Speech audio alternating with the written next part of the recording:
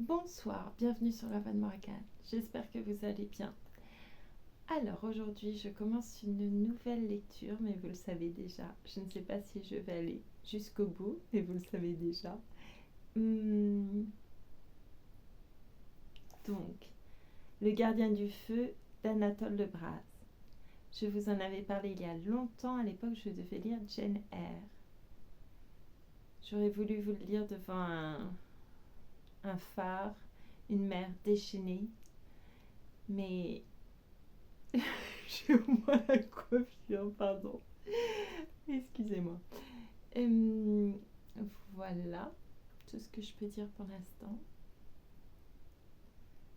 Je vous dis à tout à l'heure après cette lecture. Je vous remercie beaucoup pour votre écoute, votre patience et votre indulgence devant ma prononciation de tous les mots bretons et le vocabulaire de la navigation ou de je ne sais que je ne connaîtrais pas. Voilà, je vous remercie. Le gardien du feu. À Lucien R. En mémoire des jours de Plogoff. A.L.B. Anatole de Braz. Préambule. Voici le dossier de cette étrange affaire, me dit l'ingénieur. Il étala devant moi, sur la table du bureau où nous étions assis, une chemise verte contenant divers papiers et portant, en grosses lettres rondes, cette suscription Phare de Gorley-Bella, 1876. Vous connaissez le phare, n'est-ce pas? Je l'avais visité l'année précédente, au cours d'une excursion à l'île de Sein, et je n'avais pas à faire grand effort pour revoir, par le souvenir, sa haute silhouette de pierre dressée en plein ras, dans une solitude éternelle, au milieu d'une mer farouche agitée d'incessants remous et dont les sourires même, les jours de calme, ont quelque chose d'énigmatique et d'inquiétant. L'ingénieur poursuivit. Il vous suffira, quant au reste, de savoir ceci. En 1876, tout comme à présent, le personnel de Gorley-Bella se composait de 3 hommes. Mais de ces 3 hommes, il n'y en avait que 2 qui fussent de service en même temps. Le règlement porte en effet que chaque gardien, après avoir demeuré 1 mois au phare, a droit à un congé de 15 jours. Tous les seconds samedis, à moins que l'état de la mer n'y mette obstacle, le bateau ravitailleur accoste au récif, débarque les provisions et prend à son bord, pour le ramener à terre, l'exilé dont c'est le tour d'être rapatrié. Au sommet de la pointe du raz s'élève, ou plutôt se tapit, si vous vous souvenez, une sorte de hameau administratif, formé des bâtiments désaffectés de l'ancien phare. C'est un groupe de maisonnettes basses, raccordées bout à bout et ceintes d'un vaste enclos où, dans l'abri des murs, poussent chétivement quelques légumes. Alentour s'étend le sinistre paysage que vous savez, un dos de promontoire nu et comme rongé de lèpre, troué çà et là par des roches coupantes, de monstrueuses vertèbres de granit. Nulle autre végétation que des brousses à ras de sol, des ajoncs rampants, une herbe éphémère, tout de suite brûlée par les acides marins. Vous n'êtes pas sans avoir remarqué l'air de stupeur muette et résignée qu'ont toutes choses en ces parages, les plantes comme les bêtes, et les habitations aussi bien que les gens. Voilà pourtant l'oasis de bon repos après laquelle aspirent de tous leurs vœux les factionnaires de Gorley-Bella. Du moins ne s'y sentent-ils plus les emmurés des eaux. Si peu récréatifs que soient ces horizons, encore délassent-ils leurs yeux de la perpétuelle et obsédante agitation des vagues. Et puis, ils ont là leur chez eux. Ils y retrouvent la femme, les enfants, la figure chère des êtres et des objets familiers, rentrent enfin dans la vie normale, savourent la joie, irraisonnée mais profonde, d'appartenir de nouveau à la grande communauté humaine. J'ai dit, maintenant feuilletez. La première pièce était un télégramme sur papier jaune adressé par le conducteur des ponts et chaussées d'Audierne à l'ingénieur ordinaire chargé du service des phares en résidence à Quimper. Elle était datée du 2 mai et conçue en ces termes. Feu de Gorley-Bella, resté allumé toute la journée d'hier, éteint cette nuit. Rumeurs bizarres circulent. Prière donner instruction s'il ne pouvait venir vous-même. Suivait une lettre de l'ingénieur ordinaire à l'ingénieur en chef. j'ai l'honneur de vous transmettre les pages ci-jointes, trouvées sur le banc de quart dans la chambre de la lanterne. Goulven d'Enès, avant de disparaître, a pris soin d'y consigner tout le détail des événements. Nous n'avons pas encore pu pénétrer dans la pièce où sont enfermés les 2 cadavres. Il faudra sans doute briser la porte à coups de hache. À bientôt un rapport qui vous fournira les renseignements complémentaires. Je sautai vite à la liasse de vieux papiers qui accompagnait cette note. Ce n'était à première vue que de banals imprimés, des tableaux divisés en colonnes, avec des rubriques sans intérêt et des chiffres indiquant soit le nombre des heures de veille durant le mois, soit la quantité d'huile consommée pour l'éclairage. Mais, au verso des feuilles, s'étageaient les sillons réguliers d'une solide écriture paysanne. Une âme sombre et douloureuse y comptait, en manière d'observation sur les circonstances du service, le drame peut-être le plus atroce, dont les tragiques annales du rat aient conservé le souvenir. Je laisse la parole à Goulven d'Enès, chef gardien, ainsi qu'il se qualifie lui-même, du phare de Gorlebella. Chapitre 1. Que mon ingénieur me pardonne. Je me suis rendu coupable ces derniers temps des manquements les plus graves à mes fonctions et, dans quelques jours, je vais déserter mon poste. Il s'en étonnera, je pense, lui qui m'a souvent cité comme un employé modèle. Je n'aurais pas cessé de l'être s'il n'avait dépendu que de moi. Mais il y a une fatalité plus forte que la volonté de l'homme. Je me dois à moi-même de lui exposer pourquoi et comment j'ai failli. Si ce n'avait été à cause de cela, je n'aurais pas pris la peine d'écrire ces lignes. La date portée au calendrier est celle du 20 avril et le chronomètre marque 10 heures du soir. Le mois d'avril est mon mois. Je l'ai tenu longtemps pour un mois heureux. Je croyais à son influence bienfaisante sur ma destinée. Je sais maintenant qu'il n'y a que de faux bonheurs. J'étais, du reste, à présent que j'y songe, l'homme le plus enclin à être dupe. Je suis né de cette race austère des laboureurs du Léon, dont la religion est le souci suprême. Mon enfance fut sérieuse et un peu triste. Là-bas, point de chansons, ni de danse, ni de ces jeux qui égayent la vie. Je ne me rappelle de ce passé que des bruits de prière et des sonneries de cloches tintant des offices. Une famille s'y considérerait comme maudite si elle ne comptait parmi ses membres un prêtre. Je fus élevé en vue du sacerdoce. À 12 ans, j'entrai au petit séminaire de Saint-Paul. Nul écolier ne se montra plus docile ni plus appliqué. Mais la lenteur de mes progrès dans les études latines me nuisit dans l'esprit de mes maîtres et, sur la fin de ma seconde, ils conseillèrent à mes parents de me garder auprès d'eux. Ce fut une grande déception pour ma mère qui voyait déjà dans ses rêves l'église dont je serais le desservant et le presbytère fleuri de clématites où se reposeraient ses vieux jours. Je ne pus supporter le spectacle de ces larmes. Les travaux de la moisson terminés, je m'engageai dans la flotte. Non que la mer me dit beaucoup. Le Léon n'est pas une pépinière de marins. J'étais moins fait que personne pour goûter cette existence vagabonde. Tout me déplaisait en elle, ses joies plus encore que ses dangers. Une répugnance invincible m'empêchait de m'amuser comme les camarades aux escales dans les ports lointains. Je les accompagnais dans leurs orgies, mais j'en sortais intacte.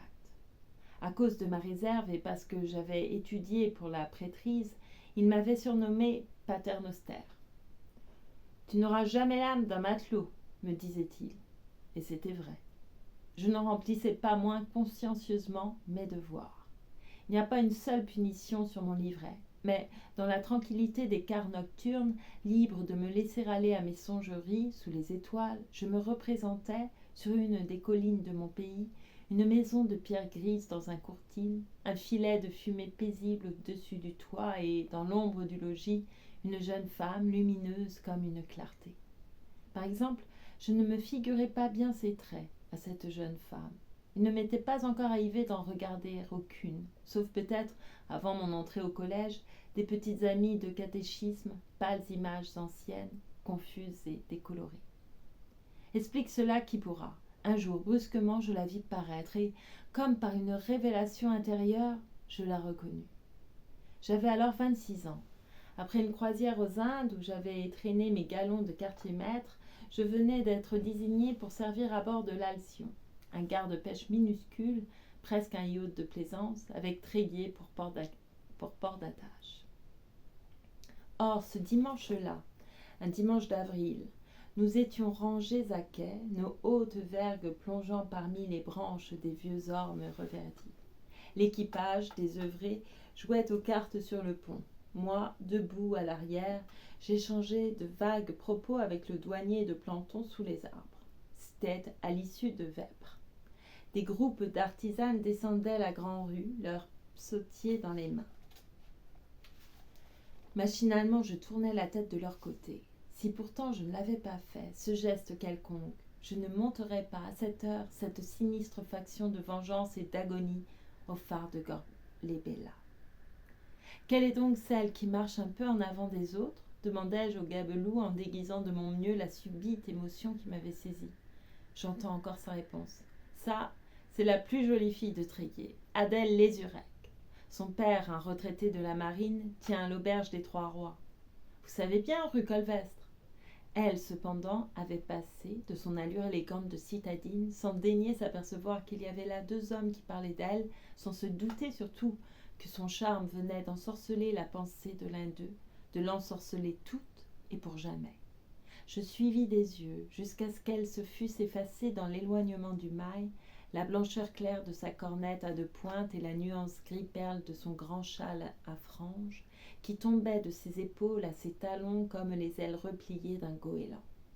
Et le reste de l'après-midi, retiré dans le poste, où j'étais sûre de n'être point troublée, je ne fis que murmurer sur un ton de litanie ces mots à qui je prêtais je ne sais quelle signification magique. Rue Colvestre, les Trois-Rois, Adèle Lézurec. C'était dans la haute ville, cette rue Colvestre, presque à l'orée de la campagne, en des parages silencieux, peu fréquentés des matelots. On préférait les tavernes du port plus animées, plus engageantes, et dans lesquelles on pouvait s'attarder davantage, sans compter que les servantes, familiarisées avec les habitudes des hommes de mer, étaient accortes et faciles. Le soir venu, ma permission de minuit en poche, je m'acheminais pour la première fois vers les faubourgs. L'air était doux. Les vergers des monastères embaumaient. Les sentiments les plus contradictoires s'agitaient en moi. C'était un mélange singulier d'incertitude et d'audace. En passant au pied de la cathédrale, je vis que l'intérieur en était illuminé. Je franchis le seuil du porche et m'agenouillai derrière une confrérie laïque de vieilles femmes qui récitaient le rosaire dans la chapelle de la Vierge. L'encens des vêpres se respirait encore sous les voûtes et l'odeur des cires pascales emplissait la nef. Je priais de toute ma ferveur de Léonard. Quand je sortis, ma fièvre était tombée, ma résolution ne tremblait plus, et ce fut d'une main délibérée que je soulevai le loquet des Trois-Rois.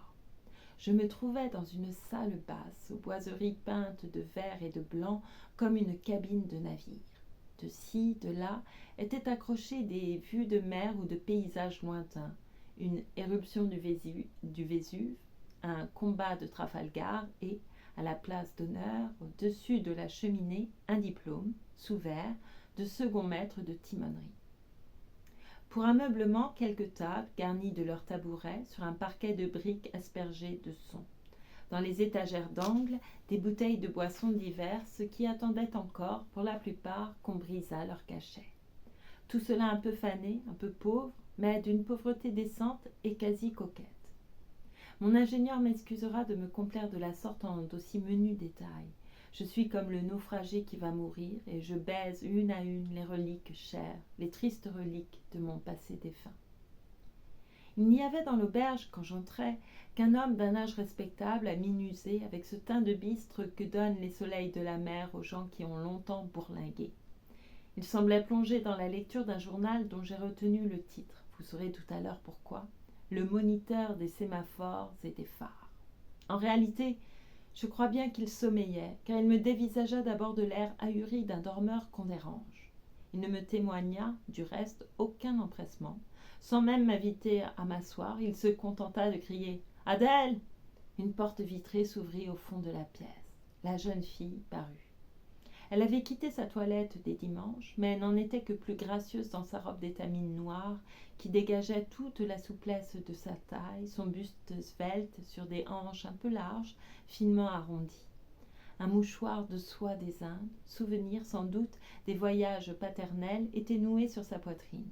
Sa coiffe mince, épinglée au-dessus du front, laissait à découvert les épais bandeaux de ses cheveux, d'un noir bleuâtre qu'elle portait en bourrelet sur les tempes à la manière des trégoroises. Ses yeux, de nuances changeantes, étaient vifs et doux. Les couleurs de son visage étaient légèrement pâlies, comme d'une plante qui a poussé à l'ombre. Je la regardais en extase, immobile et muet au milieu de la salle. Mais, au-dedans de moi, s'était mis à galoper furieusement le vieux sang barbare qui est, dit-on, dans les veines léonardes et que je tiens de mes ancêtres. Cette femme dont, la veille encore, j'ignorais l'existence, j'aurais voulu la saisir d'un bond, l'étreindre, l'entraîner comme une proie. Elle, cependant, soulevée sur la pointe de ses pieds fins, à demi sortis de leur babouche, avait haussé la mèche d'une petite lampe de porcelaine, suspendue aux solives, qui était tout l'éclairage de l'humble logis. On verra du moins la moitié de sa misère, dit-elle avec gaieté, d'une voix chantante au timbre grave et pur. Et j'eus l'impression que je l'avais déjà entendue, cette voix, dans les songes de mes traversées, durant les quarts solitaires, sous les nuits calmes, alors que des musiques invisibles semblent courir le long du bordage, parmi les phosphorescences de la mer. Elle reprit en se tournant vers moi. « Asseyez-vous donc, matelot, que faut-il vous servir ?»« Si tu l'appelais quartier-maître, hein ?» fit à ce moment, d'un ton assez bourru, le vieux qui n'avait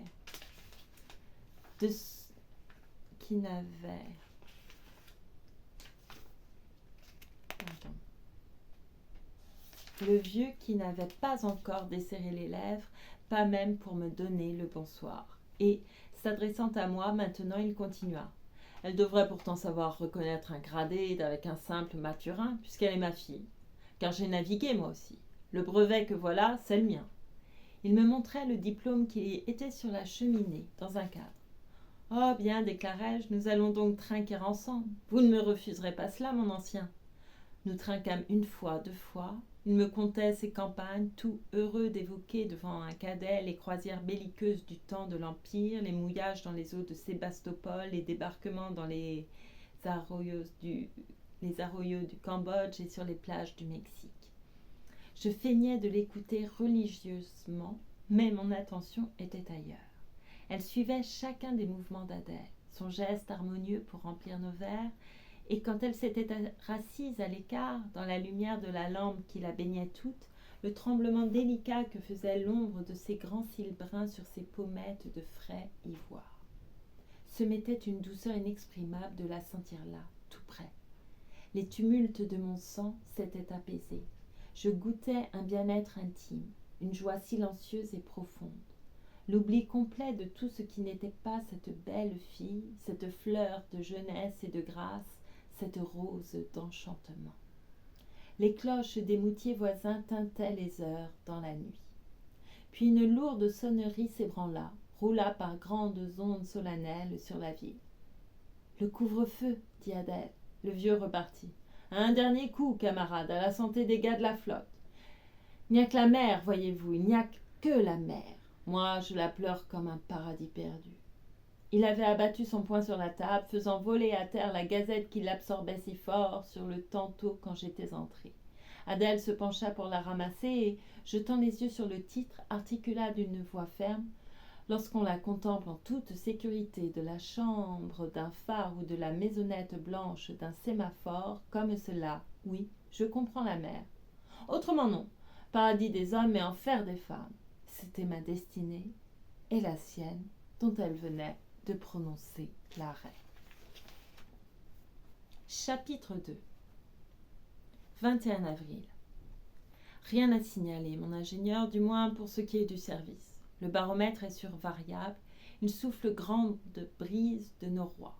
Ce matin, après l'extinction du feu, j'ai monté mon matelas dans la lanterne ainsi que des provisions de bouche pour plusieurs jours.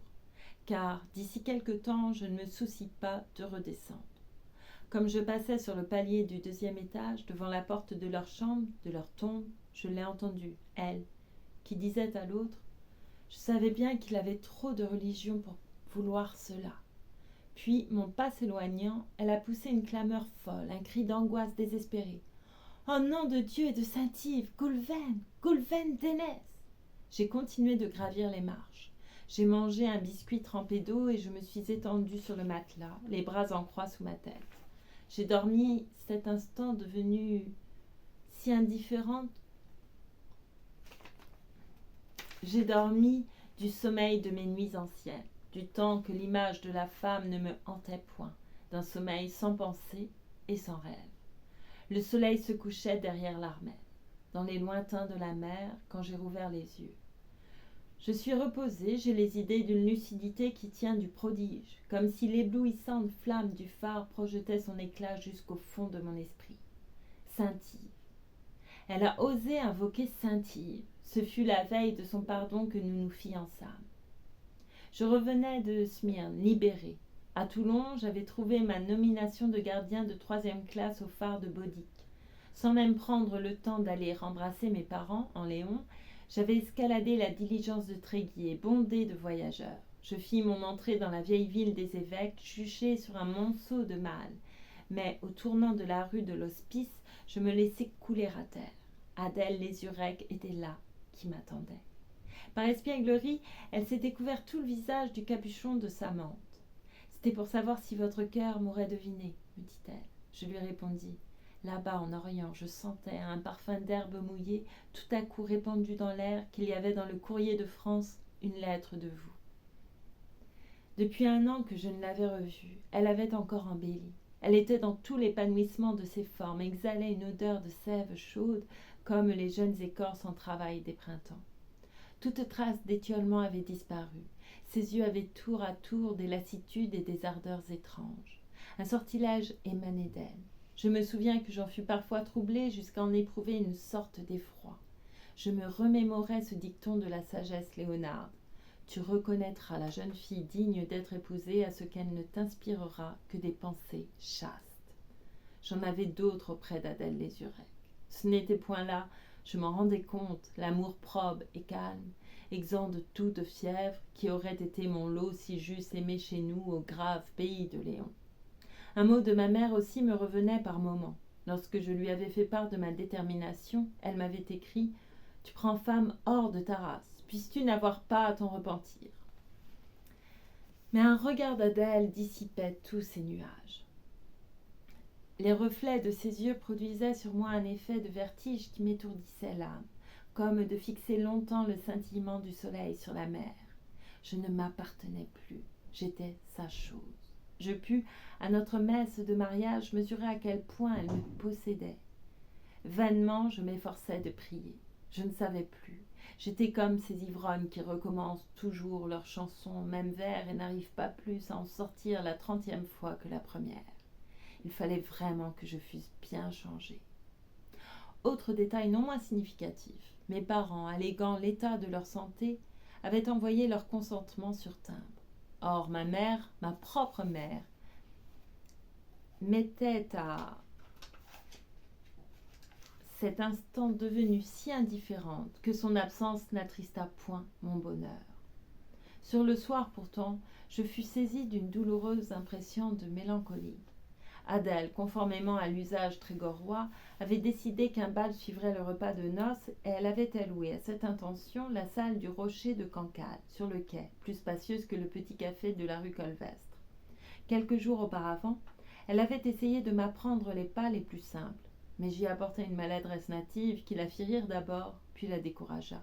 « Vous dansez comme un ours des foires, me dit-elle, non sans dépit. « Ma foi, tant pis. Vous ferez comme les vieux, vous assisterez aux ébats des autres. » Toute la soirée, effectivement, je demeurais sur ma chaise, regardant passer les couples et Adèle tournoyer au bras des jeunes hommes. Elle glissait, onduleuse, à demi pâmée. Un frémissement voluptueux gonflait sa gorge, entrouvrait ses lèvres, agitait son corps. Je me rappelais des bayadères que j'avais vus se trémousser avec des gestes pareils dans un mauvais lieu à Singapour. Pour secouer l'obsession de cette image pénible, je sortis. C'était dehors une nuit d'avril, comme à présent, une nuit pâle et tiède, parsemée d'étoiles. au pied desquels bruissait doucement le clapotis de la mer montante. Une détresse infinie me serra le cœur. Je me sentais seule, loin de tout, détachée de la vie même. À ce moment, une forme s'approcha. Je reconnus le douanier qui m'avait donné l'année précédente le nom et l'adresse de celle qui était aujourd'hui ma femme. « Un peu d'air fait du bien, n'est-ce pas ?» me dit-il. « Oui, en vérité, répondis-je. Et feignant d'être tout heureux de la rencontre, je l'emmenai prendre un verre au rocher de Cancale.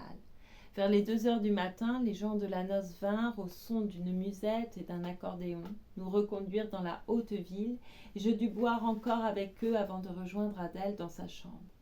Lorsque j'y pénétrai, elle était au miroir qui défaisait sa coiffure.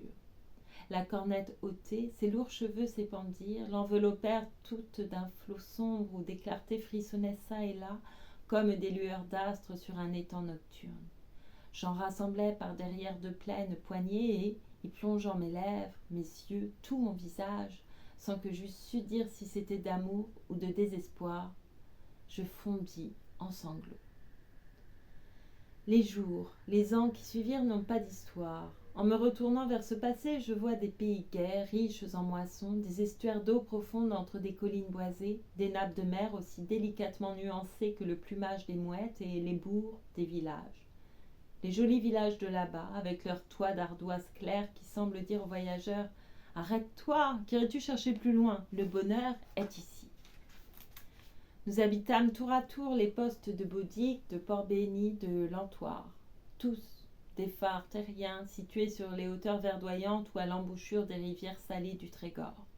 Il eût été difficile de rêver à notre félicité des nids plus charmants. Nous y vivions, Adèle et moi, côte à côte, jamais séparés. Les nuits même, lorsque j'étais de quart, elle les passait avec moi dans la lanterne. Ces veillées aériennes dans la grande lumière éclatante lui étaient un prétexte à 1000 imaginations délicieuses ou folâtres. Élevée, toute petite sur les genoux des conteuses trégoroises, à donner plus tard, dans le désœuvrement de ses après-midi solitaires, aux lectures les plus romanesques, elle avait un degré surprenant l'esprit fécond et la verve ingénieuse de sa race. Sa fantaisie, tout naturellement, créait des merveilles. Elle disait, par exemple, « Nous sommes des châtelains de l'ancien temps. C'est fête ce soir dans notre donjon. Des seigneurs chamarrés d'or, des dames en robe de brocart montent l'escalier.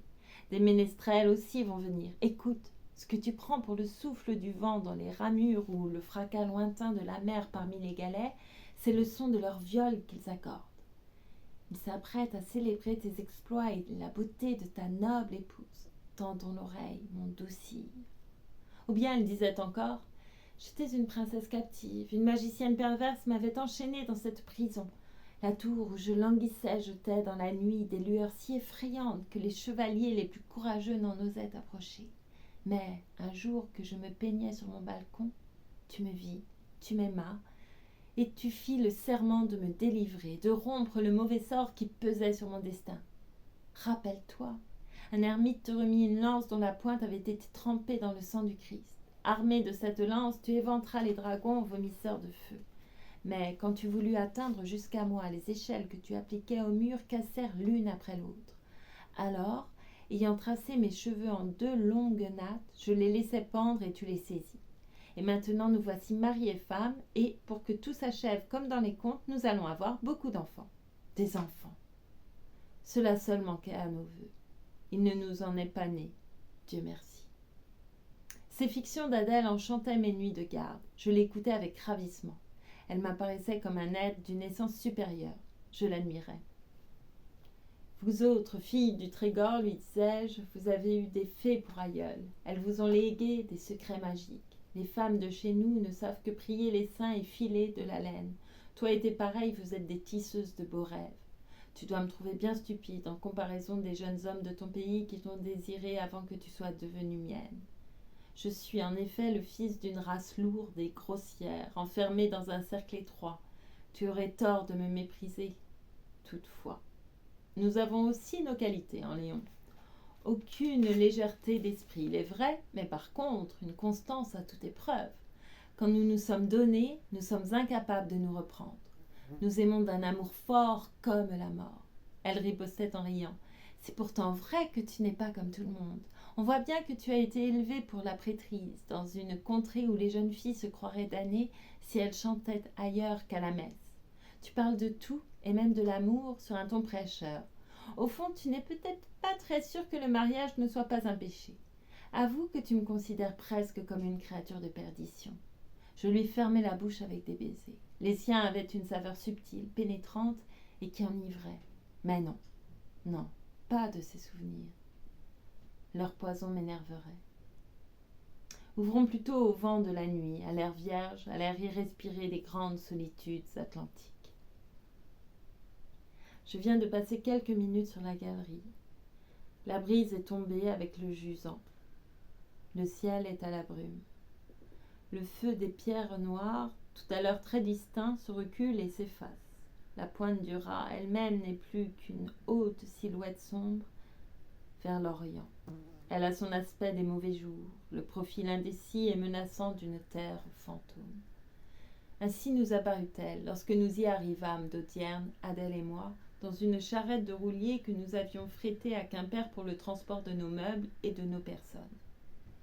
Ma nomination de gardien-chef au phare de Corley-Bella m'était parvenue dans la semaine, à l'Antoire, mon 3e poste. C'était un avancement inespéré. Je comptais à peine 5 ans de service. Il m'avait causé néanmoins plus de déplaisir que de joie. Adieu la vie parfaite, le repos et le travail en commun, les chairs veillées à deux dans la lanterne. Je ne serai plus sous le toit de ma femme qu'un hôte intermittent. Pour 15 jours de présence, 1 mois de séparation. Les 2 tiers de l'année à me dessécher loin d'elle, captive des eaux, l'esprit perpétuellement obsédé de son image. Et elle, la fine et frêle fleur du Trégor, comment supporterait-elle sans dépérir cette transplantation soudaine au dur pays des capistes? Comment, surtout, cet isolement dans l'exil? Je voulais refuser. Ce fut Adèle qui s'y opposa. « Partons » dit-elle délibérément. Dans le train, elle me confessa qu'elle n'était pas fâchée de connaître d'autres horizons, une autre Bretagne, un autre peuple. Je suis la fille de mon père, vois-tu. Par lui, un peu de l'humeur inquiète des marins et de leur goût d'aventure a passé dans mes veines.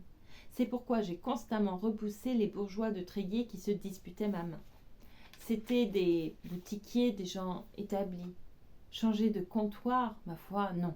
Je n'avais que trop moisi dans notre vieille salle de la rue Colvestre. J'étais comme une giroflée des murs qui cherche l'air. J'avais soif de mouvement, de nouveauté. Je n'aurais pas non plus épousé un matelot. Les matelots la voyagent, mais leurs femmes piétinent sur place à les attendre. Si tu n'étais pas entré dans les phares, tu ne m'aurais pas eu. Prends garde, répondis-je, ce que l'on va acquérir ne vaut pas toujours ce que l'on quitte. Elle haussa les épaules, me traita de léonard, de planteur de choux, ce qui était sa grande injure, quand, avec la maladresse qui m'était habituelle, je froissais involontairement ses rêves. Jusqu'à Audierne, la fuite et la diversité des paysages la tinrent en gaieté.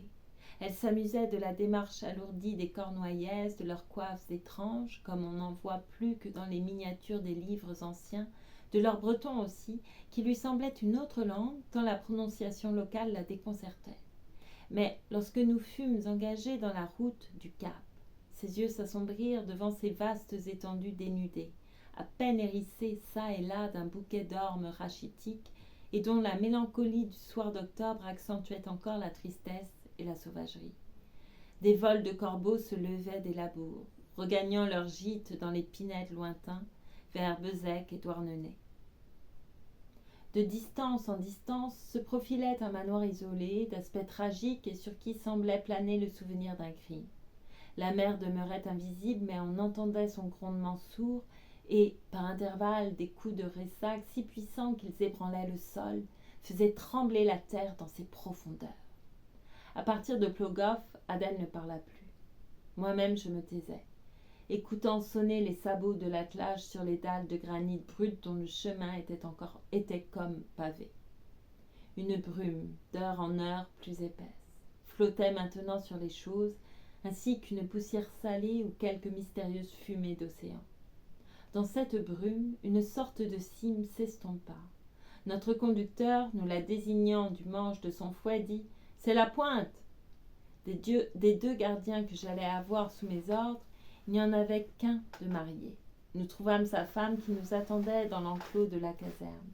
C'était une Ilienne de Saint, toute vêtue de noir, à mine sévère et d'humeur concentrée. Après qu'elle nous eut fait visiter notre logis, Adèle lui demanda de nous montrer au large le feu de Gorlebella. « Suivez-moi, répondit la femme, mais assujettissez bien chacun de vos pas car les sentiers sont glissants. » Nous nous enfonçâmes derrière elle dans la nuit.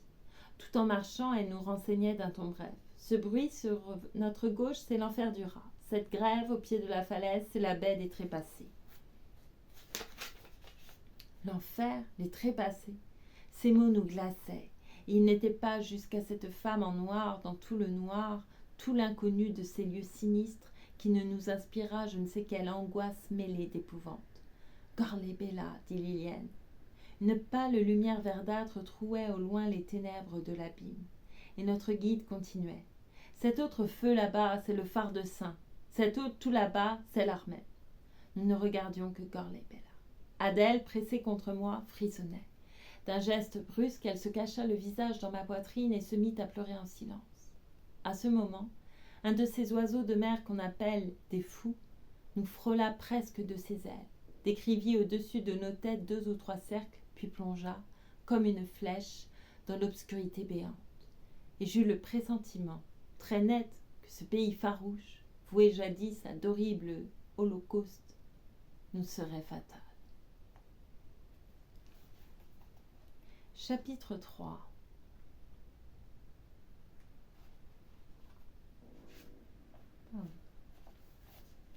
De toute la nuit dernière, il m'a été impossible d'écrire une ligne.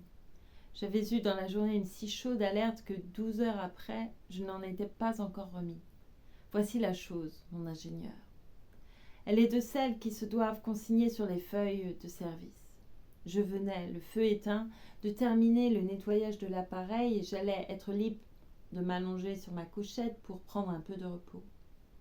Mais il me restait à m'assurer d'abord, vous devinez sans doute à quelle fin, qu'aucune des barques du continent ou de l'île, en se rendant sur les lieux de pêche, ne louvoyait à portée du phare.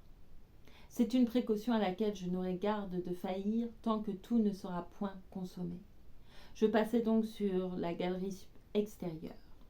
La brume de la veille s'était dissipée, le ciel, toutefois, demeurait chargé dans l'ouest et la houle se cassait en une infinité de lames courtes, comme il arrive quand le rat couve de méchants desseins. La mer, à perte de vue, était vide. Les bateaux homardiers, les seuls qui fréquentent assidûment ces parages, avaient sans doute flairé le gros temps et pas une voile n'était sortie. Je me félicitais déjà de cette constatation lorsqu'en me tournant vers le nord, j'aperçus une fumée légère qui se déroulait à fleur d'horizon dans les lointains du chenal du four. Un vapeur de Brest, évidemment. J'observais sa marche, il gagnait le Suroît. Une idée soudaine me traversa l'esprit. Si c'était le baliseur. J'ai le regard perçant des hommes de ma profession. Je ne tardais pas à être fixé. C'était lui, en effet, c'était bien le steamer des ponts et chaussées, reconnaissable à la couleur saumon de sa carène, que barrait par le milieu un liseré d'un rouge vif. Il faisait cap sur l'Armène. Peut-être allait-il simplement ravitailler ce phare, quoique ce ne fût pas encore l'époque réglementaire. J'avais vu le cas se produire.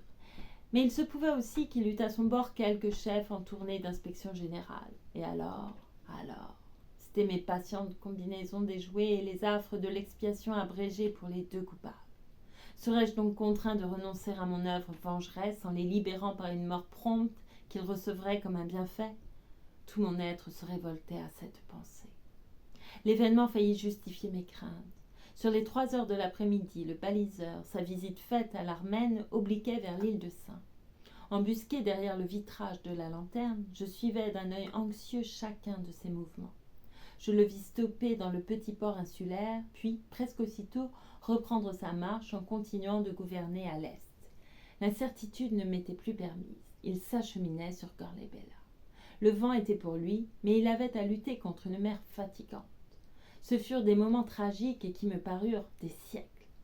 À toute éventualité, j'avais armé mon revolver et je me tenais prêt à descendre.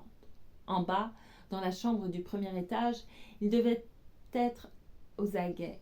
comme moi-même, car j'entendis qu'on s'efforçait une fois de plus de briser à coups de poing le verre épais qui forme hublot du côté du large.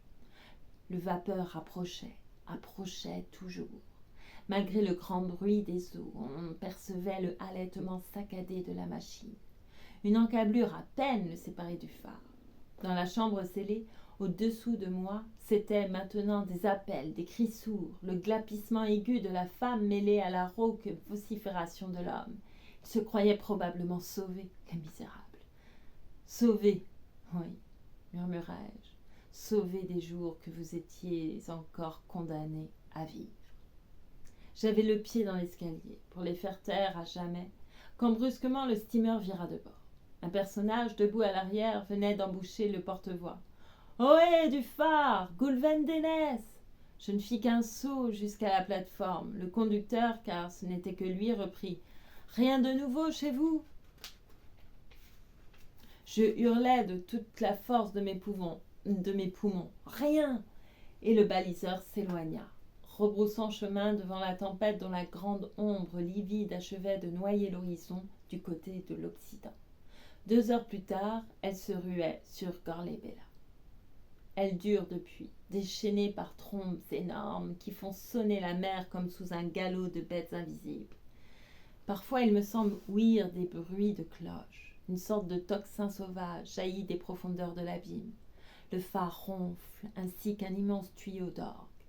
Une vie monstrueuse anime les nuages. Ils se heurtent, s'étreignent, se bousculent, s'entre-déchirent, se livrent une formidable et silencieuse bataille de spectres dans les champs bouleversés de l'espace. Le fanal, cependant, à l'abri derrière ses étincelantes persiennes de cristal, promène sur ce carnage des choses sa belle flamme tranquille, la puissante lumière rouge et verte de son double secteur. Moi aussi, je retrouvai le calme. La colère des éléments a comme détendu mes nerfs. Ma main ne tremble plus. Ma tête est redevenue libre. Je me remets à mon récit. J'étais désignée pour prendre le service en mer à la date du 1er novembre, jour de la Toussaint. Dans la matinée, nous nous rendîmes, Adèle et moi, au bourg de Plogoff pour entendre la messe de paroisse. L'air était pur et froid. Une bise d'hiver hâtif balayait le morne plateau, piquait nos joues, nous soufflait à la face le gravier de la route. Lorsque nous arrivâmes à l'église, la nef, le porche même, tout était comble. Le flot des fidèles débordait jusque dans le cimetière parmi les tombeaux. Nous n'eûmes d'autre ressource que de nous agenouiller sur les marches du calvaire. Les capistes, aux fronts durs et broussailleux comme leur lande, nous dévisageaient avec une curiosité narquoise. Adèle surtout, dont la joliesse, le teint finement rosé sous les dentelles de la coiffe, faisait paraître encore plus déplaisants les traits âpres et comme barbouillés de rouille des femmes de la pointe, accroupies autour de nous sur leurs galoches, dans l'herbe raidie par le givre de l'enclos sacré. « Ça ne va pas être gai de vivre avec ces brutes, me dit Adèle, tandis que nous regagnions la caserne. As-tu remarqué le ricanement des hommes et les femmes? C'était à se boucher les narines. Elles avaient encore sur elles l'odeur des bousses de vache qu'elles ont coutume de pétrir avec leurs mains pour en fabriquer des mottes à feu. Ah non, mon pauvre Goulven, nous ne sommes plus en Trégor. Et c'est cela qui t'attriste le plus, lui demandai-je. Moi, ma tristesse me venait d'une autre cause. Elle me venait de l'affreuse pensée, amèrement remâchée depuis des jours et des jours, que j'allais quitter ma femme, languir loin d'elle là-bas, dans cette lugubre tour de pierre dont la mince silhouette, d'une blancheur de sépulcre, s'effilait ainsi qu'une colonne funéraire hors de l'immense désert des eaux. Adèle suivit la direction de mon regard, vit le phare dressé sur l'occident clair et murmura d'une voix dolente. « Oui, par-dessus le marché, tu vas me laisser seule. » Par-dessus le marché. Elle avait souvent de ces paisibles cruautés inconscientes qui me poignaient le cœur, qui me faisaient, comme on dit, saigner en dedans. D'ordinaire, je me contentais d'en souffrir en silence. Je fus pourtant sur le point de relever celle-ci, mais déjà la petite âme changeante de la Trégoroise s'épanchait en jolis rêves, me versait le baume de ses mirages, de ses délicieuses imaginations qui n'étaient qu'à elle. Durant ton absence, voilà, je serai une veuve. Les gens ne me rencontreront qu'en vêtements noirs. Même chez nous, dans notre logis, je porterai ton deuil. Ainsi, toute idée de joie me sera défendue. Ne m'as-tu pas dit que c'était de la terrasse de Saint-Élie, sur la pointe du Van, qu'on apercevait le mieux les fenêtres de Gorlebella. Je m'y rendrai les jours de ciel serein, aux heures du soir, alors que la lumière déclinante agrandit les formes des choses. Aidé de ta longue vue, tu me reconnaîtras sans peine et pourras distinguer jusqu'à mes gestes. J'agiterai mon mouchoir, je t'enverrai des baisers. Quand tu seras pour revenir, je me ferai belle, je mettrai mes atours comme pour une fête. J'irai au-devant de toi en chantant la chanson que tu aimes, celle, tu sais, qui commence par ces vers si doux. Sur le bord de la mer profonde, j'ai bâti ma maison de tendresse, pour saluer de plus loin la voile qui me ramènera, mon ami. Et le reste du temps, eh bien, je broderai. Peut-être réussirai-je à la terminer enfin, cette courte pointe en dentelle que je destinais à notre lit de noces et à laquelle je n'ai pas ajouté 5 fleurs en 5 ans. Elle avait retrouvé son sourire et la mobile, la déconcertante clarté de ses yeux. Dans l'après-midi, quoiqu'un peu lasse, elle tint à m'accompagner jusqu'au havre de Restré. Vous connaissez cette anse, mon ingénieur, la menue crique de sable sculptée par les eaux dans une faille du promontoire et où il faut descendre presque à pic comme au creux d'un puits. Le ravitailleur m'y attendait, prêt à larguer son amarre. Je pris congé d'Adèle sur la côte surplombante de la falaise et je dévalai seul dans le précipice. À chaque tournant de l'escalier en zigzag, taillé dans le roc vif, je levai la tête pour la contempler encore tout là-haut, découpée sur le fond du ciel et comme dorée par les flammes du couchant. Peu à peu, je la vis diminuer, décroître et, à mesure, c'était une sorte de nuit qui se faisait en moi. Bientôt, son kenavo même, son adieu de plus en plus affaibli, cessa de retentir à mes oreilles et, à ce moment-là, je me rappelle, il me sembla tout à coup qu'elle se détachait de moi, que je ne comptais plus dans sa vie, qu'entre nous deux un mur venait de surgir, un grand mur d'ombre, pareil aux gigantesques maçonneries primitives de cette terre du Cap, le long desquelles m'emportait le ravitailleur. De vers Plogoff, les cloches tintaient pour la vêprée des morts. 3 heures plus tard, j'inaugurai ma première veille solitaire, à la place où me voici dans la lanterne de Gorlebella. J'avais été jusqu'alors un fonctionnaire attentif, ponctuel, étant fils d'une race façonnée depuis des siècles à l'obéissance et qui a d'instinct le culte de la règle, le goût des besognes scrupuleusement accomplies. Toute violation de l'ordre m'est apparue dès l'enfance comme une monstruosité. À Gorlebella, ce ne fut que plus du zèle que je montrais, mais une ardeur inquiète, fébrile, quasi maniaque. J'eus l'œil partout, la main à tout. Non content de faire mon propre service, je fis encore celui de mon compagnon de garde. Les nuits mêmes où il était de quart et où il pouvait me croire plongé dans le sommeil, je venais à l'improviste m'asseoir à son côté, comme si j'eusse cherché à le prendre en faute, ou bien je me promenais sur la galerie, scrutant l'horizon, comme s'il s'y fût passé des choses mystérieuses, visibles pour moi seul. Ses manières n'étaient pas sans agacer mes deux subalternes. Il me prêtait, j'en suis convaincue, des ambitions furieuses, une idée fixe d'avancement. Une nuit que j'étais restée jusqu'à l'aube accoudée à la balustrade extérieure, malgré le froid, Thomas Cheventon, le mari de Lilienne, ne put s'empêcher de me dire d'un ton vexé. « On jurerait, ma parole, que vous êtes chargé aussi de veiller sur les feux des étoiles. » Ce qui indignait ces hommes me valait votre approbation à vous, mon ingénieur. Et toutefois, je ne la méritais guère plus que leur ressentiment. J'ai là vos notes si flatteuses. Serviteur exemplaire, vigilance infatigable, le phare assurément le mieux tenu, rapport circonstancié, nourri d'observations témoignant d'une intelligence précise et rédigée dans une forme peu commune.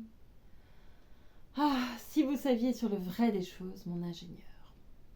Vigilant, il m'eût été difficile de ne l'être point. La solitude de ma couchette me faisait horreur. Dès que j'essayais de fermer l'œil, 1000 souvenirs brûlants me hantaient. J'étais possédée par l'image d'Adèle. Je croyais sentir la tiédeur juvénile de son corps, la soie caressante de ses cheveux. Des visions m'assaillaient dont j'avais honte. Pour les fuir, je m'en allais à travers le phare. Je trouvais dans ces rondes nocturnes un dérivatif à ma fièvre, et les longues stations à l'air glacé du dehors apaisaient mes nerfs affolés. Le jour, c'était des langueurs étranges, un accablement infini. Je demeurais immobile des heures et des heures à regarder dans la direction de la pointe du Van, si je ne verrais pas se profiler sur la ligne des falaises la silhouette exiguë, à peine perceptible de celle qui m'était tout. Lorsqu'elle ne se montrait pas, j'étais pris comme d'une soif de mourir. Mais, aussi vite, cette perspective d'une mort possible, loin d'elle, m'emplissait d'une épouvante qui m'arrachait à ma torpeur. Mon cœur se remettait à battre avec violence. Des énergies inconnues me soulevaient hors de moi-même. Il faut vivre, me disais-je, il faut durer à tout le moins jusqu'au retour du ravitailleur. Et je me ruais au travail. Je démontais, je remontais les rouages de la machine, je vernissais les boiseries, j'astiquais les cuivres. J'aurais poli, je crois, les pierres même de la muraille. Ce n'était pas de la conscience, mais de la rage. Il ne me suffisait pas de suivre de pointe en pointe toutes les prescriptions du règlement. Je m'absorbais de propos délibérés en des minuties, en des vétilles. Ou bien je m'imposais des besognes stupides comme d'apprendre par cœur la notice relative au service météorologique des phares. Vous avez loué mes rapports. Ils étaient ma principale distraction. Je m'y appliquais avec une lenteur méthodique, comme jadis au petit séminaire de Saint-Paul, à mes thèmes, à mes versions d'écolier. J'en faisais des devoirs de style, soigneusement calligraphiés. Qu'est-ce que je n'y mentionnais pas? 20 fois le jour, j'interrogeais le baromètre, le thermomètre, le pluviomètre. Une saute de vent, le passage d'un navire, l'apparition d'un vol d'oiseaux migrateurs, la moindre variation dans l'éclat du feu, une tache de buée sur les vitres, tout me devenait matière à développement. Au besoin, j'aurais compté les astres ou dénombré les flots. Il n'y avait pas pour moi de détails insignifiants. Le gardien idéal, certes, je l'ai été. Je l'ai été pour me masquer à moi-même le vide obsédant d'une existence d'où était exclu le seul être qui l'a pu remplir. Soyons justes, ma rigide probité native, si elle ne fut pour presque rien dans ma façon d'entendre mes fonctions et de les pratiquer, me préserva du moins de certaines tentations auxquelles il m'eût été aussi facile qu'agréable de me laisser glisser. Adèle, durant mes premiers séjours à terre, me demandait souvent « Puisque d'être privé de moi te fait tant souffrir, pourquoi ne veux-tu pas que j'aille te rejoindre de temps à autre ? Personne ne le saurait, hormis l'homme qui serait de garde avec toi, et de celui-là qu'aurions-nous à craindre ? Ce n'est pas lui, j'imagine, qui s'aviserait de dénoncer son chef. Par mesure de prudence, je m'embarquerai à Audierne un samedi soir sur un des bateaux qui viennent de l'île pour le marché. Je m'arrangerai avec le patron pour qu'il me reprenne à son prochain voyage. Ils font d'ordinaire jusqu'à 3 ou 4 traversées par semaine, à ce que m'a dit la femme Chevanton. Pense donc, tu m'aurais à toi quand tu t'y attendrais le moins. Moi, cela me ravirait, cette escapade. Ce serait une aventure d'amour, comme dans les romans. J'arriverais à nuit close, toute trempée par l'embrun du Rhin, et je heurterais à la poterne de la tour en criant « Ouvre, c'est moi, Goulven !» Tu me recevrais dans tes bras et vite tu m'emporterais pour me sécher là-haut dans la chambre ardente. Et après, je t'aimerais à la barbe de l'administration passionnément, non sans frissonner un peu à cause de la grande rumeur des vagues dans les ténèbres.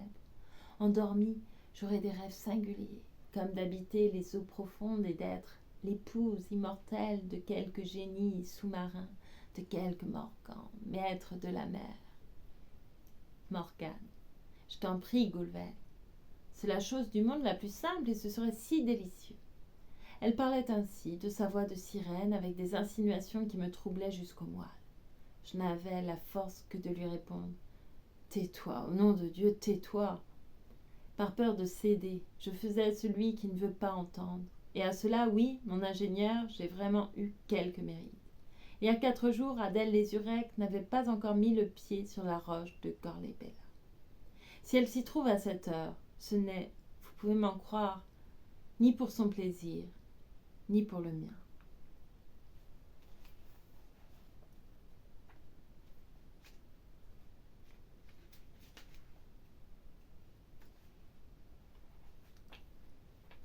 Chapitre 4, 24 avril. Nettoyé par la tempête, le ciel est d'une profondeur sans limite et la nuit d'une transparence quasi surnaturelle. Il semble que, derrière l'atmosphère normale, se révèlent des éthers inconnus, de vagues paradis superposés en voûtes et perdus à des distances vertigineuses. Les courants du Rhin, apaisés, roulent avec une silencieuse majesté de fleuve. Une brise légère évente les eaux endormies. leur respiration s'entend à peine. Les récifs même de la chaussée de Saint n'exhalent plus qu'en sourdine leurs abois de sphinx hurleurs. Il se dégage des champs d'ondes, au pied du phare, une odeur discrète, pénétrante, cette fine odeur de violette qui étonne les terriens quand ils traversent les marais salants. Car la mer aussi a ses printemps qui embaument. Jamais leur influence ne m'avait autant émue que ce soir. Je me sens faible et lâche. Si je m'écoutais, j'en finirais tout de suite.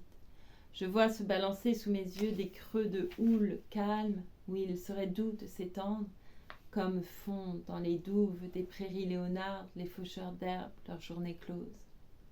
Mais non, les temps ne sont pas encore venus. Ma journée à moi n'est point close, c'est le plus pénible de ma tâche qu'il me reste à remplir. Je vous ai dit, mon ingénieur, sous l'oppression de quelles angoisses, de quels cauchemars se traînait ma vie à Gorlébella. Chez un autre, à la longue, l'habitude aurait émoussé la souffrance. Mais j'ai toujours été l'homme d'un sentiment unique.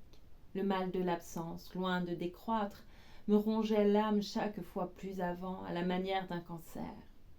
Les retours auprès d'Adèle ne me procuraient point la guérison, ni même la trêve que j'en espérais.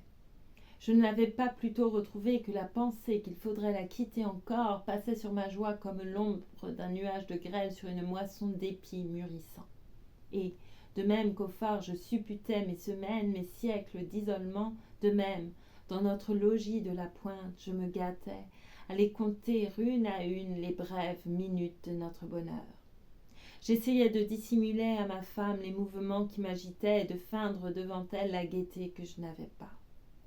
Mais je n'ai jamais été très habile à ces sortes de déguisements. Il m'arrivait à tout instant de m'oublier en des attitudes de prostration auxquelles il n'était guère possible qu'Adèle se méprit.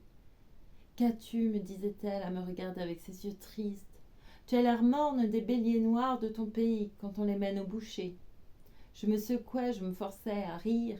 Elle, dépitée, continuait. « Ton rire sonne fou, mon pauvre Goulven. Je ne t'ai jamais connu bien folâtre. Ce n'est pas dans ta nature, à ce qu'il paraît. Mais en vérité, depuis que nous sommes exilés en cette contrée de malédiction, tu deviens comme un enterrement. Est-ce là ta façon de me récréer? Ce n'est donc pas assez, crois-tu, de la tristesse de cette caserne, de ces landes stériles, de ce ciel venteux? Il faut encore que tu y ajoutes la tienne. » Et avec une insistance presque amère, « Un mois à me dessécher d'ennui, pas un être avec qui causer à cœur ouvert. Voilà mon lot quand tu es au phare. Tu reviens, c'est pour m'achever avec tes mines de résignation, ta figure de pénitence. Qui me distraira si tu ne le fais point? Invente quelque chose, pas, à moins qu'il ne soit vrai, comme on raconte que les hommes des phares, à force de vivre en tête à tête, finissent par désapprendre la parole. » Ces reproches augmentaient encore mon embarras et ma gaucherie. J'aurais voulu lui crier.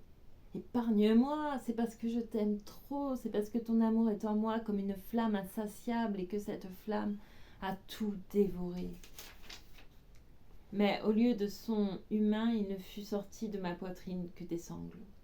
D'autres fois, au contraire, le sentiment, dont j'étais torturée sans cesse, de la rapidité des jours heureux, exaspéré peut-être par les longues continences du large, allumait dans mon sang la fougue barbare de mes ancêtres, les antiques écumeurs de plage. J'étreignais Adèle avec une violence qui la terrifiait, la faisait se sauver de moi, toute meurtrie, comme si j'eusse été quelque ravisseur.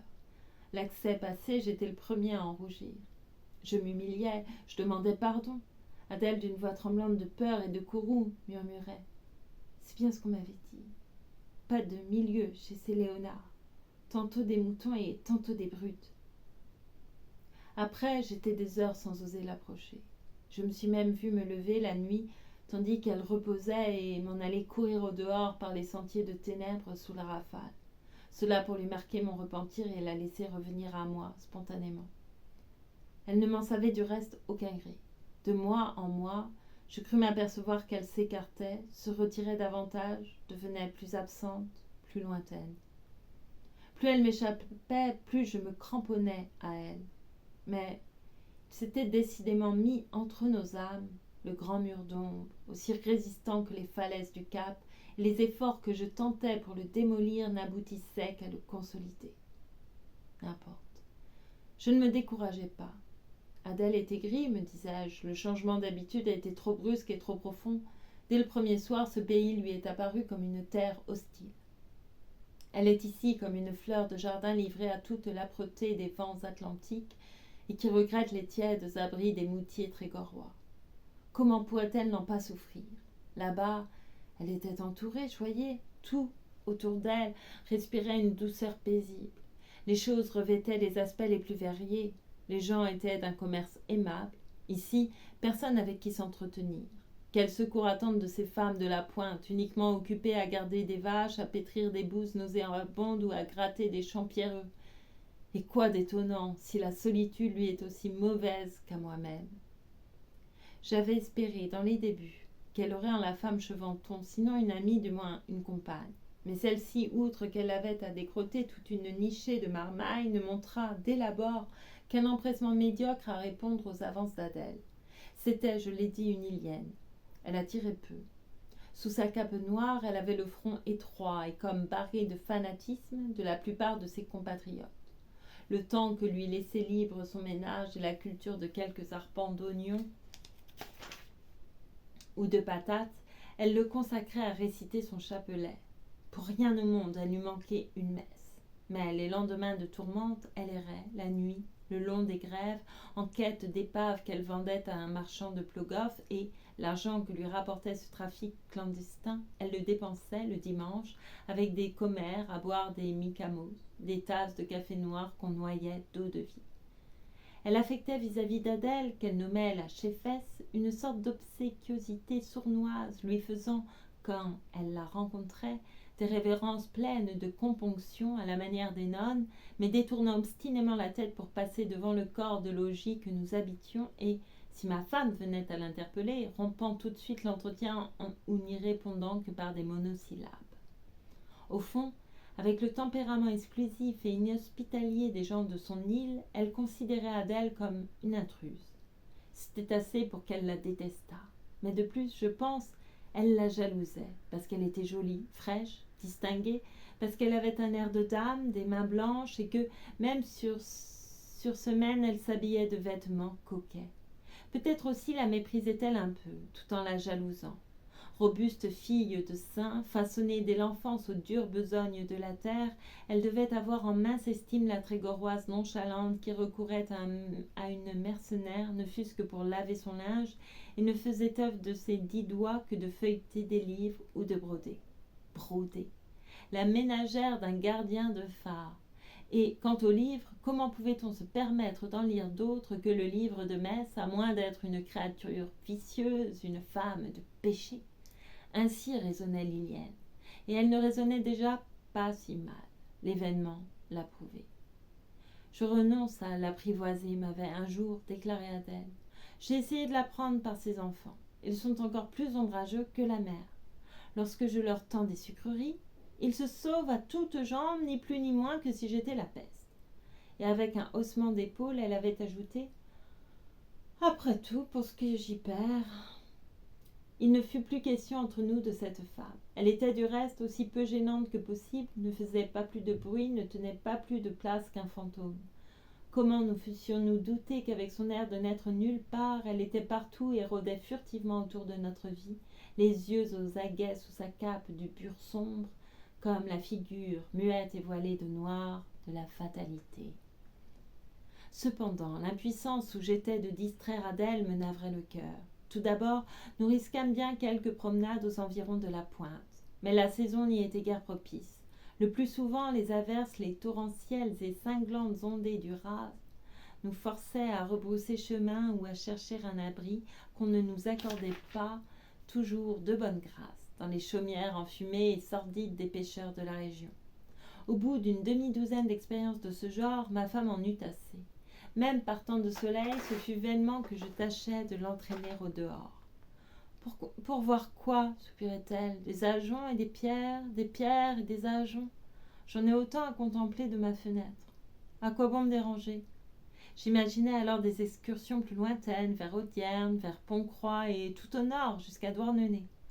Nous partions de grand matin dans un char à banc de louage. À mesure que les cimes du cap s'effaçaient derrière nous dans la brume occidentale et qu'à la clarté du jour le vent se déroulait une nature plus riche, plus heureuse, sur le visage d'Adèle aussi une lumière montait, la jolie lumière rose de son sang jeune, soudain ravivée.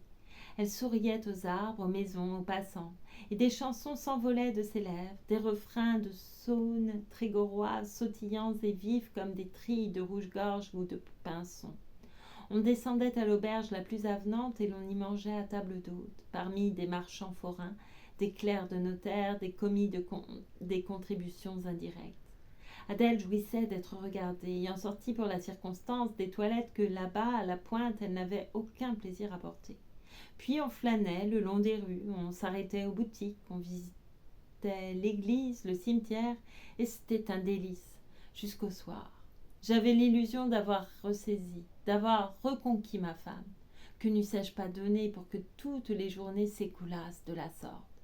Mais hélas, j'avais à compter avec mon maigre budget de gardien de phare. Et d'ailleurs, à ces voyages si gais succédaient des retours si tristes.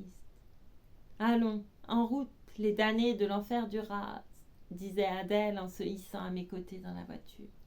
Rentrée à la caserne une demi-heure, une heure après elle, à cause de la carriole et du cheval qu'il fallait ramener chez leur propriétaire, je la surprenais à genoux devant le tiroir entr'ouvert de la commode où elle venait de serrer son tablier de moire et son châle tapis. Et si j'attirais à l'improviste contre mon sein sa tête décoiffée, mes lèvres, sous l'emmêlement des cheveux, ne pressaient qu'une bouche sans baiser et des yeux embrumés de larmes. Je ne me sentais pas le cœur de lui en vouloir. Aussi bien dans ma pensée, la coupable, ce n'était pas elle, mais cette maudite contrée du Raz et l'existence qui nous y était faite. Je ne rêvais plus que d'un changement de poste. Peut-être avez-vous gardé mémoire, mon ingénieur, d'une lettre que je vous adressais par voie hiérarchique à la date du 7 février 1875. C'était pendant la durée d'un de mes congés. J'avais poussé dans l'après-midi jusqu'au bourg de Plogoff pour des emplettes. Comme je passais en revenant devant la porte du brigadier des douanes, celui-ci me héla. « Je vais dans vos parages, monsieur Dénès. » Chemin faisant, il m'apprit que son beau-frère, Joachim Méléard, maître de phare à Kermauvan, demandait sa mise à la retraite. J'eus un éblouissement subit, comme si, jaillissant des ombres du soir, la projection d'une flamme électrique eût rayé le ciel. Le brigadier continua de parler, mais je ne l'écoutais plus. Je le quittais même, je crois, assez impoliment, pour m'engager dans un sentier de traverse, tant j'avais hâte d'être auprès de ma femme et de lui annoncer la nouvelle. Kermauvan, si j'obtenais la place, c'était la douce vie ancienne retrouvée, notre vie de Baudic, de Port-Béni, de Lentoir, la vie à terre, la vie en commun. Plus de séparation, plus d'exil au large. C'en serait fini de mes longs martyrs de Corlay-Bella. Et toi, mon Adèle, ma fleur unique, tu ne sécheras plus d'isolement et d'ennui. Le timide, le taciturne Léonard avait disparu. Je m'exaltais. Elle m'interrompit. « Et où est-ce ça, Kermauvan ?»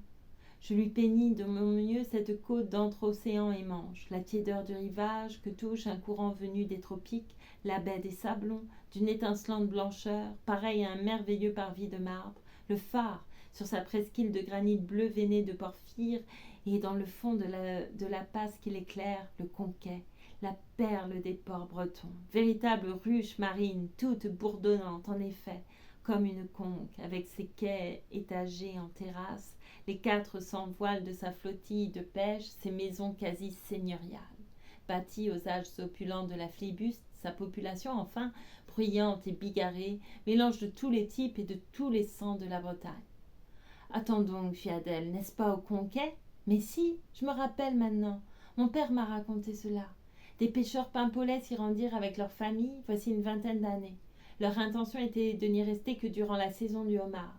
Mais ils se plurent dans le pays et demeurèrent. Il y avait des gens de ma parenté parmi eux, le Guaster, les Evenous, d'autres encore. Il fut décidé, séance tenante, que je solliciterais le poste de Kermauvan. J'étais plein de confiance dans l'issue de ma démarche. Quant à ma femme, elle ébauchait déjà des projets, se brodait un avenir de féerie, tout en travaillant à la dentelle de sa courte pointe. Lorsqu'elle sut que Brest n'était qu'à 3 heures de voiture du Conquet, je dus lui jurer par Saint-Goulven, mon patron, que je la mènerais au théâtre, au café-concert, aussi que je lui ferais visiter l'escadre, principalement le Genmaps, à bord duquel je servais l'année de nos fiançailles. Elle était redevenue expansive, caressante, presque passionnée. Que serait-ce donc une fois installée là-bas? Plus de doute, Adèle m'était rendue, tout était sauvé. Le 15 février arriva votre réponse, mon ingénieur, et tout fut perdu. Elle contenait simplement ceci, cette réponse. L'administration n'a pas statué encore sur la demande du gardien Méléard, mais, vu les nécessités budgétaires, il ne pourra y être donné satisfaction avant un délai d'au moins 15 mois. Il est du reste pris bonne note de la candidature du gardien d'Énès. C'est Adèle qui, la première, avait décacheté le pli. Elle n'y eut pas plutôt jeté les yeux qu'elle pâlit de désappointement et de colère. Et, me lançant le papier au visage, comme pour m'en souffleter, « Tiens, dit-elle, ton Kermovan, mon bel ami, c'est pour l'an 40. » Il y avait dans l'intonation de sa voix, comme dans l'expression de sa physionomie, quelque chose de si dur, de si méprisant, que j'en fus abasourdie au point d'oublier ma propre déception. Elle ajouta, « D'ailleurs, j'aurais dû m'y attendre. Tu es de ceux à qui rien ne réussit. Avec la mine que tu as, on effarouche la chance au lieu de l'amadouer. Ah, mon pauvre homme, mon pauvre homme. » Je l'écoutais en quelque sorte, sans l'entendre. Je ne comprenais plus. Je voyais au loin, tout au loin, comme en songe, une trégoroise aux traits harmonieux descendre posément la grande rue, son sautier de vêpres dans ses mains gantées. Je la voyais, dans la salle basse de la rue Colvestre, inclinée sous la lampe son profil de vierge, d'un charme indiciblement pur. Je la voyais surtout, en ces nuits de quart dont la vertu de ses sortilèges faisait d'exquises veillées d'amour, je la voyais s'avancer vers moi, dans le rayonnement de la flamme du phare, si lumineuse elle-même que toute la clarté qui se mouvait là-haut, dans la nuit, au-dessus de nos têtes, semblait émaner d'elle comme un nimbe. Et, comparant avec cette image la créature qui m'accablait à cette heure de son insultante commisération, je me demandais, qu'y a-t-il de commun entre celle-ci et l'autre, et comment une âme aussi diabolique a-t-elle pu se loger dans le corps d'Adèle Lézurec? Elle me tournait le dos maintenant, et, rencoignée dans l'étroite embrasure de la fenêtre, elle se tenait là comme une forme de crépuscule, noyée d'ombre par la nuit qui tombait. Je m'approchai d'elle, avec des paroles d'apaisement et presque d'exorcisme. « Adèle, lui dis-je, rentre en toi-même, ou au nom du Christ. Que t'ai-je fait pour que tu sois mauvaise envers moi? Est-il juste que tu m'en veuilles, et ce projet avorté, est-ce que je n'en souffre pas moi aussi? Et doublement, à cause de ta souffrance qui m'est plus douloureuse que la mienne? » Elle répondit d'une voix sombre sans se retourner. « Je t'en veux d'être venu me chercher en Trégor. Voilà tout. Je n'aurais pas quitté l'auberge des Trois Rois et tu aurais épousé quelque Léonard. Cela eût mieux valu. La preuve que nous n'étions pas faits l'un pour l'autre. Je ne lui permis pas d'achever. »« Malheureuse, m'écriai-je, tu ne proféreras point ce blasphème. » Je l'avais saisie violemment sous l'aisselle et j'allais lui appliquer mon autre main sur la bouche comme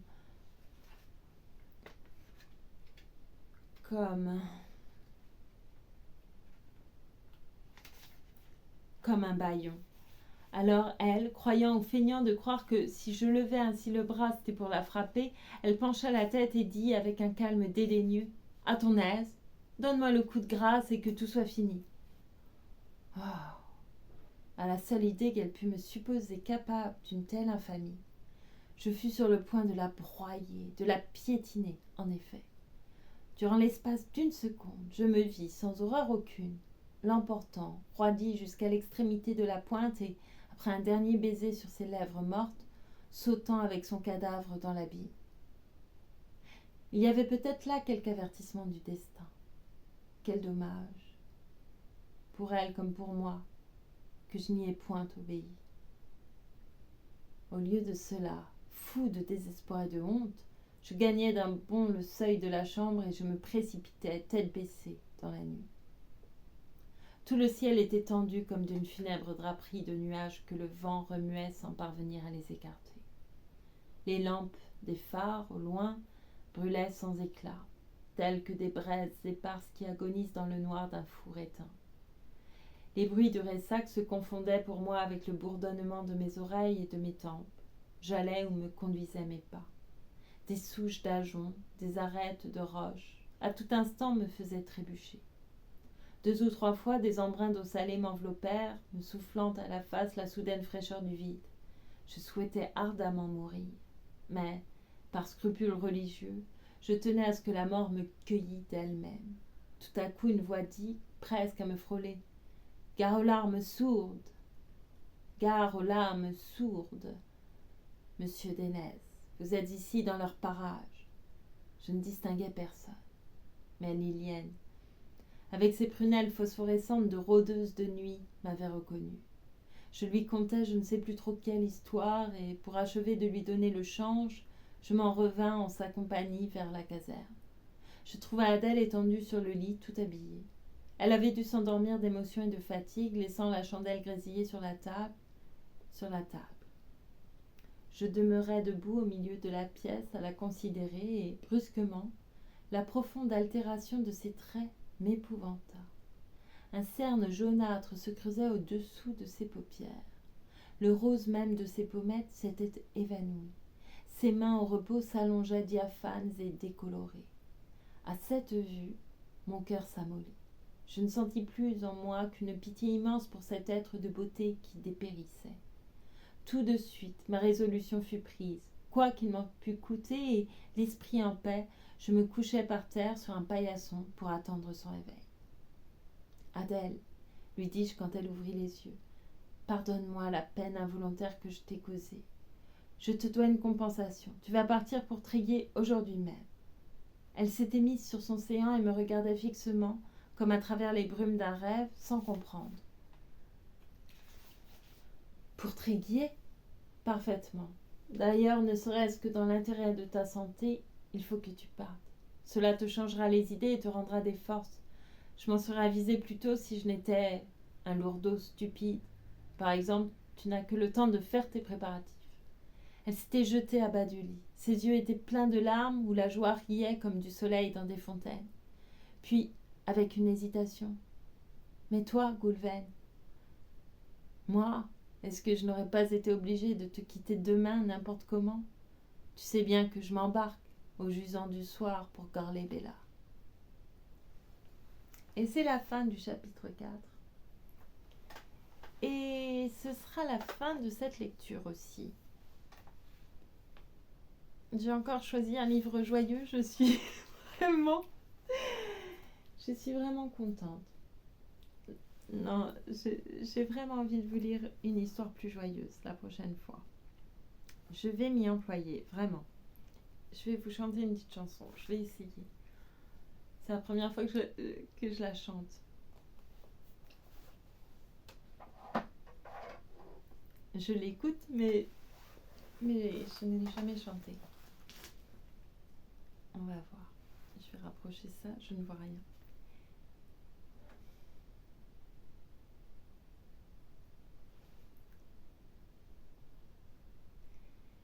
The very thought of you, and I forget to do the little ordinary thing that everyone ought to do.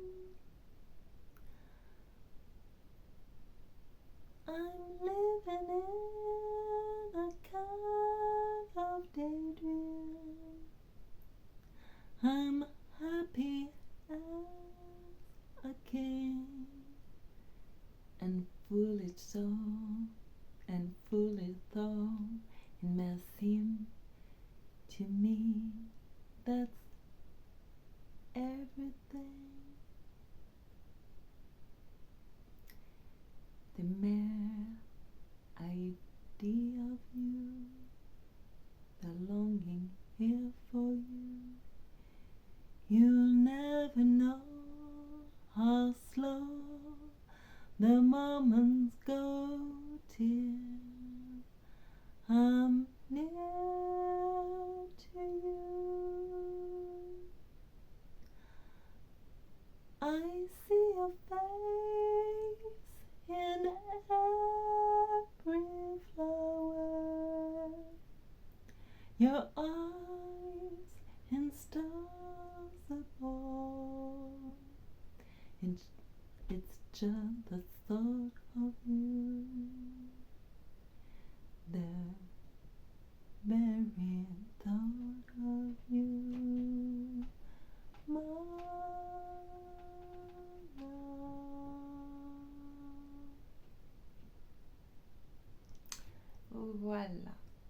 Je me suis trompée parfois.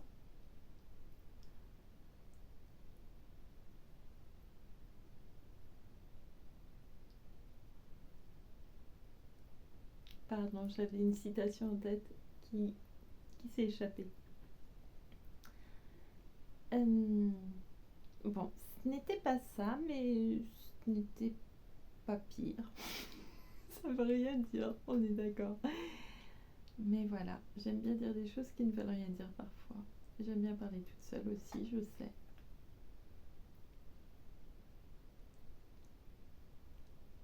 Je m'arrête là. Je vous remercie beaucoup pour votre écoute. Et d'ailleurs, j'aurais dû faire comme ça. Non, je vous sûrement pas. Bref, j'arrête avec tous ces mouvements. Il est trop tard, j'ai trop lu, j'ai les yeux fatigués. Je n'ai plus du tout la maîtrise de mon corps. J'entends du bruit partout. Je vous remercie beaucoup. Faites bien attention à vous surtout. Et merci beaucoup pour votre écoute. Merci beaucoup pour tous vos gentils retours, chaleureux retours. Ou tous vos retours, tout simplement. Merci. Et merci. Pardon. Je me moque de moi encore. Merci et à bientôt. Faites attention à vous, vraiment.